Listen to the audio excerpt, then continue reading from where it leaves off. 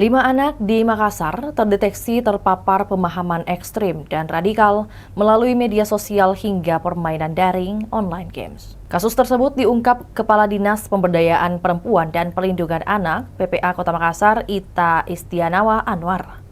Ita menjelaskan keterlibatan pihaknya dalam penanganan bersama Densus 88 anti teror. Ia mengatakan kerjasama dengan Densus 88 sudah berlangsung sejak tahun lalu, khususnya dalam penjangkauan kasus yang melibatkan anak-anak. Operasi tersebut dilakukan secara tertutup. Bahkan, tim yang turun ke lapangan tidak mengetahui lokasi tujuan sebelum diarahkan langsung oleh aparat. Dari hasil operasi yang dilakukan, tercatat ada 5 anak di Kota Makassar yang terdeteksi masuk dalam kelompok dengan pemahaman radikal. Sebagian ditemukan tahun lalu, sementara lainnya teridentifikasi pada awal tahun ini. Ita mengungkapkan mayoritas anak yang terpapar berasal dari kalangan pelajar SMP. Mereka disebut memiliki kemampuan akademik baik, berasal dari keluarga menengah ke atas, namun cenderung tertutup dan lebih banyak menghabiskan waktu di depan laptop atau gawai. Menurutnya, proses masuknya anak ke dalam kelompok tersebut umumnya bermula dari aktivitas digital sehari-hari, mulai dari media sosial hingga game online.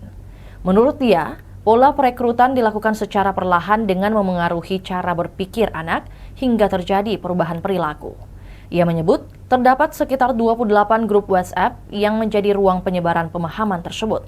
Meski demikian, pihaknya menegaskan bahwa anak-anak tersebut belum sampai pada tahap melakukan tindakan berbahaya ataupun melanggar hukum, seperti kasus-kasus yang ditemukan di Pulau Jawa.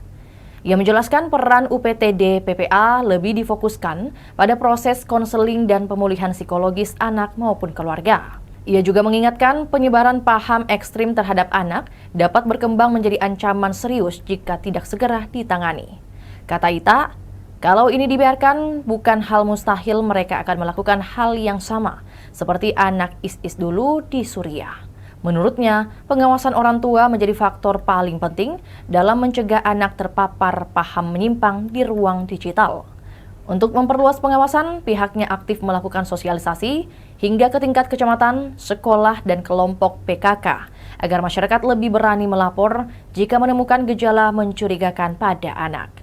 UPTD PPA Makassar juga memiliki layanan pengaduan digital melalui aplikasi Sakinah yang memungkinkan anak melapor secara aman tanpa harus datang langsung ke kantor.